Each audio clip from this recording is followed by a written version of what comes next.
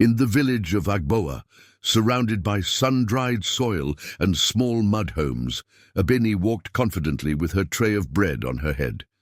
She called out as she passed workers, offering warm loaves to tired men under the hot sun. One morning, a tall man in a helmet walked over quietly. He wasn't loud like the others. He simply handed her some money and said, "1 loaf, please." She looked at him with curiosity. "Thank you, Abeni," he added. Her eyebrows rose. "How do you know my name?" He smiled and pointed to her faded wrapper. "It's stitched at the edge." She laughed. "You really pay attention." From that moment he bought bread from her every day, always polite, always paying more than the price. His name, he said, was Tunde.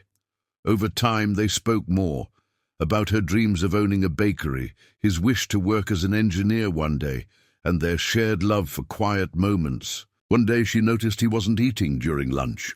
She sat beside him and offered part of her bread. "You need this more than I do," she said. He looked at her, grateful. "You have a big heart." What began as simple exchanges turned into something deeper, a quiet connection between a hard-working bread seller and a humble man with a hidden past. The story starts from how his family's construction business was being run. Ayotunde wanted to understand what the workers faced every day. His father, the company owner, challenged him. "If you think you can fix things, work as a laborer. No special treatment, no name, just your own hands." So Ayotunde became Tunde, a bricklayer with no last name, no luxury, and no clue what was coming next. That's when he met Abeni, the quiet bread seller who walked into the site each day with a soft smile, warm loaves and eyes full of resilience. And just like that, the story began. As their friendship grew, people began to talk. "Look at the bread girl, already in love with the new guy," someone joked. "She doesn't even know he has nothing," another whispered. Abeni tried to ignore them, but the comments got louder, especially from Sade, another girl who sold bread at the site and had always seen Abeni as competition. "He's just a worker," Sade said sharply. "You'll regret this when you find out who he really is, or isn't." Abeni tried not to care, but doubts crept in. Why was Tunde so quiet? Why did he never talk about his background? Why did he seem different? Even the old foreman noticed.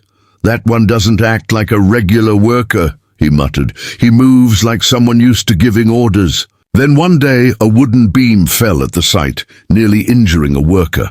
While others panicked, Tunde calmly took charge, organizing first aid, giving instructions, and restoring order like a trained manager. People began to whisper. 2 days later, black SUVs pulled up to the site. Out stepped men in suits, and they walked straight to Tunde. "Sir," one of them said, bowing slightly, "we didn't realize you were already here." The entire site froze. Abeni stood there, eyes wide, her tray heavy with bread and heartbreak. The man she had come to trust was not just a bricklayer. He was the owner. Abeni didn't cry, she didn't scream, she just turned and walked away. The next day, she stopped selling at the construction site. At home, her siblings asked why she looked so tired. She didn't answer. Weeks passed. She sold bread in the market instead, staying away from anything that reminded her of Tunde. No, Ayotunde. Then one rainy evening a knock came at her gate. Months later, a new bakery opened in Agboa with a simple sign. The bread wrapper, fresh loaves, real love.